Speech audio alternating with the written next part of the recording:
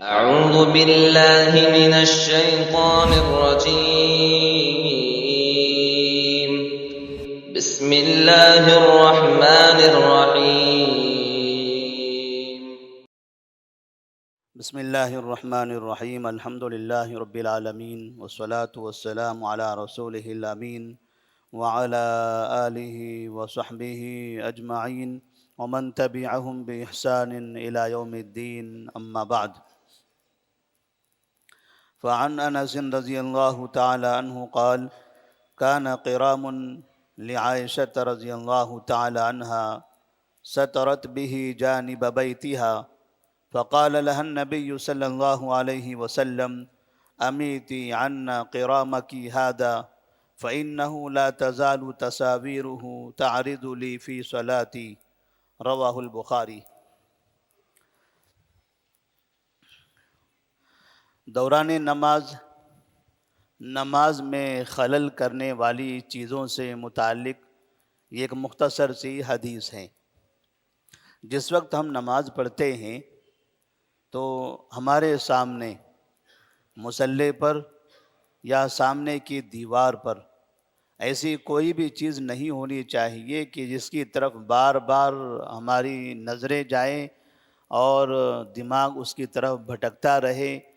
کچھ اچھی چیزیں یا خراب چیزیں، کچھ خوبصورت چیزیں یا کچھ ڈراؤنی چیزیں یا کوئی تصویریں، جس کی طرف نمازی کی نظر چلی جائے یا اس کا ذہن بھٹکتا رہے، تو ایسی صورت میں یہ نماز میں خلل داخل کرنے والی چیزیں ہیں۔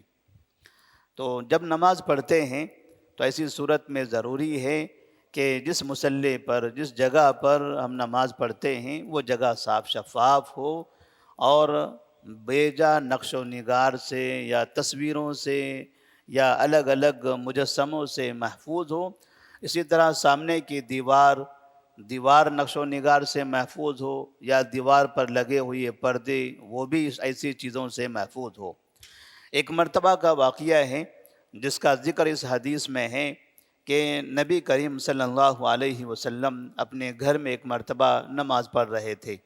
انس بن مالک رضی اللہ تعالیٰ عنہ سے روایت ہے، وہ کہتے ہیں کہ عائشہ رضی اللہ تعالیٰ عنہ کا ایک پردہ، عائشہ رضی اللہ تعالیٰ عنہ کا ایک پردہ جو انہوں نے اپنی دیوار پر، گھر کے ایک کنارے دیوار پر لٹکایا ہوا تھا۔ جس طرح سے ہم دیواروں پر پردے لٹکاتے ہیں تو ایسے انہوں نے اپنے گھر کی ایک دیوار کے کنارے پر پردہ لٹکایا ہوا تھا۔ نبی کریم صلی اللہ علیہ وسلم نماز پڑھ رہے تھے تو وہ پردہ آپ کے سامنے تھا، وہ دیوار کی طرف منہ کر کے نماز پڑھ رہے ہیں اور سامنے کی دیوار پر وہ پردہ لٹکا ہوا ہے۔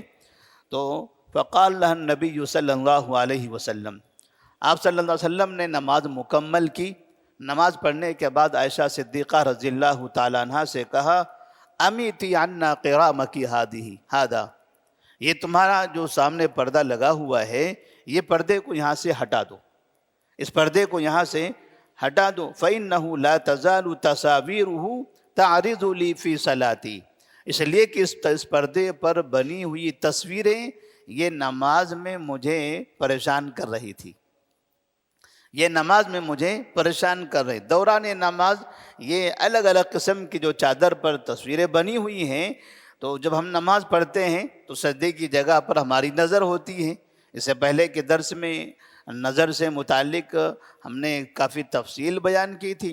تو سامنے بھی اگر ہم دیکھ رہے ہوتے ہیں پھر بھی ہم کو آگے کا دکھائی دیتا ہے، ہماری نظریں ہوتی ہیں ایسی کہ ایک جگہ پر ہم دیکھ رہے ہوتے ہیں تو اطراف کی بہت سی چیزیں ہمیں ویسے ہی نظر آتی ہیں۔ تو نبی کریم صلی اللہ علیہ وسلم تو سامنے دیکھ رہے تھے، لیکن پھر بھی سامنے کی جو رنگ برنگی چیزیں ہیں وہ آپ کو نظر آ رہی تھی اور اس سے آپ کا ذہن ادھر کی طرف بھٹک رہا تھا، آپ کا ذہن بھٹک رہا تھا۔ تو آپ صلی اللہ علیہ وسلم نے نماز ختم کرنے کے بعد عائشہ صدیقہ رضی اللہ تعالیٰ عنہ سے کہا، امیتی عنا قرامک ھذا، میرے سامنے سے تمہاری یہ چادر کو ہٹا دو۔ فإنها لا تزال تصاویرہ تعرض لی فی صلاتی، اس لیے کہ اس کی تصویریں برابر مسلسل میری نماز میں مجھے وہ پریشان کرتی رہی، سامنے دکھائی دیتی رہی، جس کی وجہ سے میری نماز میں خلل واقع ہو رہا تھا۔ اس حدیث کو امام بخاری رحمہ اللہ نے روایت کیا ہے۔ آپ صلی اللہ علیہ وسلم نے نماز پڑھی۔ ایک بات تو یہ ثابت ہوتی ہے اس سے کہ گھر میں نماز پڑھنا چاہیے۔ نبی کریم صلی اللہ علیہ وسلم کا گھر اور مسجد دونوں بازو بازو میں تھے، اس کے باوجود بھی آپ صلی اللہ علیہ وسلم نفل نمازیں اپنے گھر میں پڑھا کرتے تھے، فرض نمازوں کے لیے آپ مسجد میں جاتے تھے۔ تو آپ صلی اللہ علیہ وسلم نے نفل نمازوں کو گھر میں پڑھنے کی تاکید کی ہے کہ اپنے گھروں کو قبرستان نہ بناؤ بلکہ اس میں نمازیں پڑھتے رہا کرو۔ تو کون سی نمازیں؟ نفل نمازیں جو سنت ہوتی ہیں، فرض نماز سے پہلے کی نماز، پہلے کی سنتیں یا نماز کے بعد کی سنتیں، یہ اگر گھر میں جا کر یا آنے سے پہلے نماز سے پہلے کی سنت، فرض سے پہلے کی سنتیں گھر میں پڑھ کر آ گئے اور بعد کی سنتیں گھر جا کر پڑھیں، یہ زیادہ بہتر ہے، تاکہ گھر کے افراد دیکھیں گے اور اس سے ان کو بھی نماز پڑھنے کی ترغیب ہوگی۔ اور اسی طرح سے نماز بار بار گھر میں پڑھنے سے گھر کے اندر برکت بھی آئے گی، اللہ تبارک و تعالی ہر طرح کے پریشانیوں سے گھر کو محفوظ رکھے گا۔ تو نبی کریم صلی اللہ علیہ وسلم اس طرح سے گھر میں نماز کا اہتمام کرتے تھے۔ ساتھ میں اس سے ایک بات یہ سمجھ میں آتی ہے کہ جب آپ نماز پڑھ رہے ہوں تو نماز کی حالت میں اپنی آنکھوں کو بند نہیں کرنا چاہیے۔ اس سے پہلے بھی یہ بات گزر چکی ہے کہ نماز میں جو لوگ خشوع و خضوع کے نام سے آنکھیں بند کرتے ہیں یا پھر بہت سے لوگ اندھیرا کر دیتے ہیں۔ بعض جگہوں پر دیکھا جاتا ہے فجر کی نماز میں، عشاء کی نماز میں خاص طور پر مسجد میں جاتے ہیں، مسجد میں فل لائٹ ہوتی ہے اور جیسے ہی اقامت شروع ہوتی ہے، نماز پڑھنا ہوتا ہے، پوری لائٹیں بند کر دیتے ہیں۔ کیوں بند کرتے ہیں؟ کہتے ہیں کہ اندھیرا اگر رہے گا تو اخلاص، خشوع و خضوع پیدا ہوگا، اندھیرے میں کوئی کچھ دکھائی نہیں دے گا، اندھیرے میں کچھ دکھائی نہیں دے گا، اور اندھیرے میں اگر کچھ دکھائی دے تو پتہ چلا کہ سب کے سب مسجد میں ادھر ادھر دوڑنا شروع کر دیں گے۔ لیکن جو چیز اندھیرے میں دکھائی دیتی ہے، اچانک ایسے کچھ نظر آ جائے تو آدمی گھبرا جاتا ہے، ڈر جاتا ہے۔ اجالا رہے، روشنی رہے تو آدمی کوئی چیز دکھائی دے تو آدمی ڈرتا بھی نہیں ہے۔ اچانک پتہ چلا کہ سامنے سے بلی بھاگ رہی ہے، پوری مسجد میں اندھیرا ہے، تھوڑی سی ہڑبڑ ہو گئی اور کوئی ڈرپوک آدمی رہا وہاں پر، پتہ چلا وہ زور سے چلانے لگے گا اور یہاں سے وہاں نماز کی حالت بھاگنے لگے گا، سب کو ڈرا دے گا۔ تو اس طرح سے مسجد میں نماز کے وقت میں، فجر میں، عشاء میں اندھیرا کر کے نماز پڑھنا یہ کوئی سنت طریقہ نہیں ہے، یہ نبی کا طریقہ نہیں ہے، یہ خامخواہ کی ایک بدعت ہے جو لوگوں نے یہ رائج کیا ہوا ہے کہ یا تو اندھیرے میں نماز پڑھیں یا آنکھیں بند کر کے نماز پڑھیں۔ کیوں؟ کہتے ہیں کہ اس سے خشوع ہوتا ہے، اس سے نماز میں دل لگتا ہے۔ تو نبی کریم صلی اللہ علیہ وسلم نے باقاعدہ نماز میں آنکھیں کھلی رکھنے اور سجدے کی جگہ پر دیکھنے کا حکم دیا ہے، اور نماز کے دوران اگر کوئی سامنے سے گزرتا ہے تو اس کو روکنے کا حکم دیا ہے۔ نماز میں سامنے سے کوئی چیز گزر رہی ہے، سانپ ہیں، بچھو ہیں، ایسے نقصان دہ چیزیں ہیں، اس کو مارنے کا حکم دیا ہے۔ یہ کب ممکن ہوگا؟ جب نظریں کھلی ہوگی، جب روشنی ہوگی، جب ساری چیزیں نظر آئے گی۔ جب کچھ بھی نظر نہ آئے تب ایسی صورت میں ان سنتوں پر عمل کیسے کیا جا سکتا ہے؟ اسی طرح سے آپ صلی اللہ علیہ وسلم نماز پڑھ رہے ہیں اور سامنے پردہ لٹکا ہوا ہے، دیکھنا تو یہاں ہے اور پردہ سامنے ہے۔ اس کا مطلب یہ ہوا کہ اگر نماز میں سامنے دیکھتے ہوئے، سجدے کی جگہ پر دیکھتے ہوئے، آگے کی سامنے جو دیوار ہے، جیسے پہلی صف میں کوئی کھڑے ہیں، یہ سامنے کی جو دیوار ہے، یہ دیوار ان کو دکھائی دینے لگے تو اسے یہ نہیں سمجھنا چاہیے کہ سامنے کی چیزیں دکھائی دے رہی تو میری نماز باطل ہو جائے گی۔ یا ہم پچھلی صف میں کھڑے ہیں، نماز میں سامنے دیکھ رہے ہیں، سامنے کا آدمی ہم کو دکھائی دے رہا ہے، اس کی حرکتیں دکھائی دے رہی ہیں، تو ہمیں یہ نہیں سمجھنا چاہیے کہ اس کو دیکھنے کی وجہ سے میری نماز باطل ہو گئی۔ اگر ہم اسی کو دیکھ رہے ہیں تو یہ کہیں گے یہ غلط ہے، آپ سامنے دیکھ رہے ہیں اور وہ دکھائی دے رہا ہے تو اس سے آپ کی نماز باطل نہیں ہوگی۔ نبی کریم صلی اللہ علیہ وسلم نے کہا لا تزالوا تصاویر تعرض لی فی صلاتی، اس کی تصویریں مسلسل میری نماز میں مجھے خلل پیدا کرتی رہی، یعنی مسلسل یہ ایسا ہوتا رہا، پھر بھی آپ نے نماز مکمل کر لی اور نماز دہرایا نہیں، بلکہ نماز کے بعد آپ نے ان سے کہا کہ چادر ہٹا دو تاکہ آئندہ جب میں نماز پڑھوں تو سامنے ایسی چیزیں نہ رہے۔ اسی طرح سے نماز پڑھتے وقت ہمارے پاس بعض مساجد میں ایسا ہوتا ہے کہ پہلی جو صف ہوتی ہے، پہلی صف کی جو دیواریں ہوتی ہیں، تو وہاں الگ الگ قسم کے نقش و نگار، پھول، تصویریں، کیلنڈر، چکن سینٹروں کی تصویریں، فرنیچر کی تصویریں، جو کیلنڈروں میں پرچار ہوتا ہے، اور سب کا پرچار مسجد کے اندر ہوتا رہتا ہے۔ جتنے کیلنڈر بنے ہوتے ہیں ان میں نیچے اسکولوں کا، اسکول کی بسوں کا، کالجز کا، ہاسپٹلوں کا اور سینٹروں کا، نہ جانے کون کون سی چیزوں کا، وہ بینکوں کا، ایسے سب کا پرچار ہوتا ہے، اور ہم مسجد میں سامنے کی دیواروں پر لگاتے ہیں۔ مساجد میں تجارتی مراکز کا اس طرح پرچار کرنا یہ حرام ہے، یہ جائز نہیں ہے، یہ جائز نہیں ہے۔ لہذا ایسے کیلنڈر جس میں اس طرح کا پرچار بنا ہوا ہو، ان کی بزنس کا پرچار ہو، اور وہ ہمارے مسجد میں جگہ جگہ سامنے لگا رہے ہوں، تو کیلنڈر والے کا جس نے ہمیں کیلنڈر دیا ہے اس کا مقصد کیا ہے؟ اس کا مقصد کیا ہے؟ وہ کیوں ہمارے لیے اتنا مخلص ہے کہ آپ تاریخ دیکھو اور تاریخ پر اپنے کام کرو، دن دیکھو، دن کے حساب سے اپنی زندگی سیٹ کرو؟ وہ کیوں ہمارے لیے مخلص ہیں؟ وہ ہمارے لیے اس بات کے لیے مخلص نہیں ہے، وہ یہ چاہتا ہے کہ تاریخ کے بہانے آپ ہمارا یہ پرچار دیکھ لو، اور یہ دکان کا پرچار ہوتا رہے، آپ خود بھی دکان سے سامان خریدو، کسی اور کو بھی دکھاتے رہو۔ اور خاص طور پر جب مسجد میں لگائیں گے تو مسجد میں روزانہ سینکڑوں لوگ آتے جاتے رہیں گے، تو اس طرح سے ہماری دکان کا، ہماری کمپنی کا، ہمارے اسکولوں کا پرچار ہوتا رہے گا، اور ہماری بزنس، ہماری تجارت چلتی رہ جائے گی۔ تو اس طرح سے مساجد کے اندر سامنے کے حصے میں یا دیواروں پر ایسے تجارتی ایڈورٹائزمنٹ جس کو کہتے ہیں، جس طرح سے ٹی وی چینلوں پر، بازاروں میں، ہوٹلوں میں لگائے جاتے ہیں، ان ایسی چیزیں مسجد کے اندر لگانے کی، چاہے وہ کیلنڈر کی شکل میں ہو یا کسی اور شکل میں ہو، اس طرح کی چیزیں جائز نہیں ہیں، کیونکہ آپ صلی اللہ علیہ وسلم نے باقاعدہ مسجد میں تجارت کرنے سے منع بھی کیا ہے، تجارت کرنے سے منع کیا ہے، تو تجارتوں کا اس طرح پرچار کرنا بھی یہ درست نہیں ہے۔ تو اگر اس طرح سے سامنے لگی ہوئی ہوں اور پھر نماز ہم پڑھ رہے ہیں، ہمیں سامنے وہ دکھائی دے رہا ہے کہ فلاں جگہ پر فرنیچر میں یہ آفر ہے، فلاں جگہ پر فلاں سامان خریدنے میں یہ آفر نظر آ رہے ہیں، نماز پڑھ رہے ہیں سامنے آفر نظر آ رہے ہیں، تو اس سے نمازی کے نماز میں خلل واقع ہوتا ہے۔ تو مسجد میں سامنے کی حصے میں ایسی چیزیں نہیں ہونی چاہیے۔ اسی طرح بعض مصلے، بعض جو جائے نماز ہوتی ہیں، ان جائے نمازوں پر باقاعدہ تصویریں بنی ہیں، اور کتنی جائے نمازیں ایسی ہوتی ہیں جس میں سامنے کعبے کی تصویر ہوتی ہے۔ کعبے کی تصویر سامنے رکھ کر نماز پڑھنا یہ جائز نہیں ہے۔ کعبے کی تصویر سامنے مصلے پر لگا کر یا مسجد نبوی کی تصویر لگا کر اس پر سجدہ کرنا، اس پر نماز پڑھنا یہ جائز نہیں ہے۔ کیوں؟ ایک تو ہم اس پر سجدہ نہیں کرتے ہیں، کعبے کی طرف، کعبہ ہمارا قبلہ ہے، ہم ادھر منہ کر کے نماز پڑھتے ہیں، لیکن نماز پڑھنے کے لیے ہم کعبے کو سجدہ نہیں کرتے، کعبے کی طرف منہ کر کے اللہ کے نام پر سجدہ کرتے ہیں، اور پھر یہ سجدہ کیا جاتا ہے، اور جیسے امام صاحب گھومتے ہیں تو اسی کعبے کے اوپر بیٹھتے ہیں۔ نماز میں سامنے سجدہ کریں گے، اور جب گھوم کے بیٹھیں گے تو کہاں بیٹھیں گے؟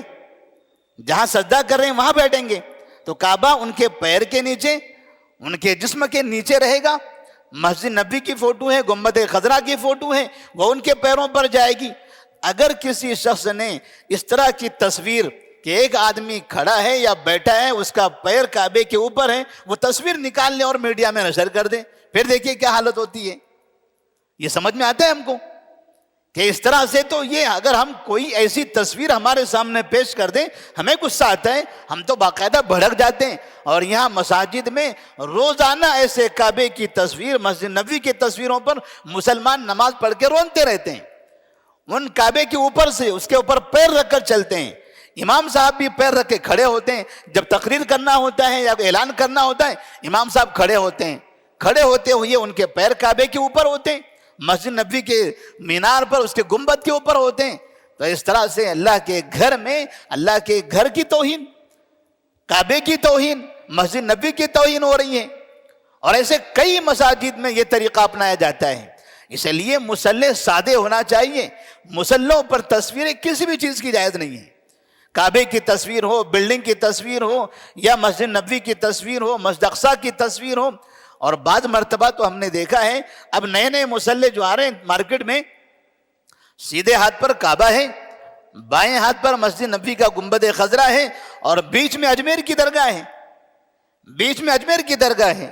یعنی آپ نماز پڑھو تو آپ سجدہ کرو اجمیر کی درگاہ پر۔